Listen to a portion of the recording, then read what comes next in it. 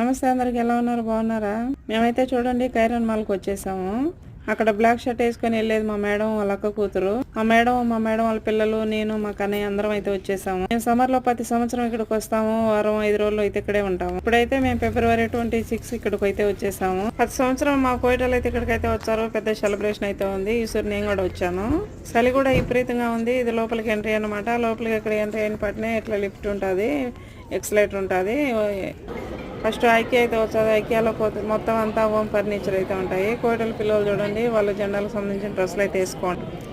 ఐకియాలో home furniture అంతా ఎక్కువ కాస్ట్లీగా ఉంటుంది. కోటలకు సంబంధించిన ఇంటికి సంబంధించిన వస్తువులన్నీ ఇక్కడే కొంటారనమాట. అందుకే ఎక్కువ కాస్ట్లీ అయితే ఉంటాయి. అక్కడ బండిలో అయితే మా కన్నయ్య తీసుకెళ్లేది మా కోటోళ్ళ బాబు. ఎక్కడికి వెళ్ళినా వాళ్ళే తీసుకెళ్తారు. నేను ఊరికి నడుచుకుంటా పోతాను. ఇప్పుడు లోపలికి వెళ్తే అన్ని రెస్టారెంట్లో ఫుడ్ తినేదానికి అయితే ఉంటాయి. ఆ తర్వాత బయటకు వెళ్తే ఓపెన్ ప్లేస్, సముద్రం, పార్క్ అయితే ఉంటుంది. ఇప్పుడు ఎందుకు వచ్చామంటే ఇక్కడికి, నిన్న నేషనల్ డే కాబట్టి ఈ రోజు 26 వీడియో ఇది.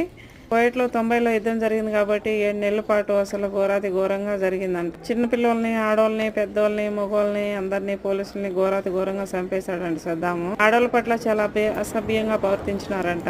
ఆ ఇన్సిడెంట్ తలుచుకొని మా మేడం వాళ్ళు అప్పుడప్పుడు బాధపడతా ఉంటారు. దాంట్లో ఆడవాళ్ళు పిచ్చోళ్ళు అయిన వాళ్ళు కూడా ఉన్నారంట. 25 నేషనల్ డేస్ జరుపుకోలేమని బాధపడుతుంటే 26 సద్దాం కువైట్ వదిలి వెళ్ళాడంట. అందుకే ఇంత గ్రాండ్ గా సెలబ్రేషన్ చేస్తారు. వీడియో నచ్చితే లైక్ చేయండి, షేర్ చేయండి, సబ్స్క్రైబ్ చేసుకోండి. బాయ్.